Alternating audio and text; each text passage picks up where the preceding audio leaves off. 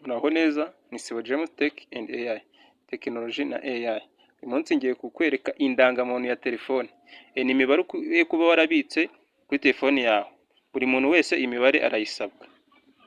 Tudatinze rero turaza hano dusanzwe duhamagarira, andikemo phone muri search, dore ni hano kuri iyi application, kuri iyi ngiyi.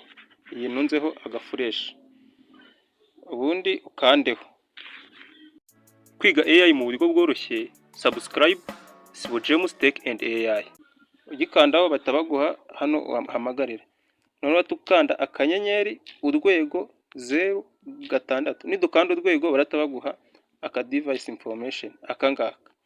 Iyi mibare baguhayemo hano ya email, uhite uyikorera screenshot cyangwa se ufata agapapuro n'ikaramu uyandika ahantu. Kubera ko iyi mibare urayikenera cyane mu gihe wibwe na telefone yawe, iyi mibare ushobora kuyitanga bagakurikirana aho telefone yawe ishobora kuba iherereye.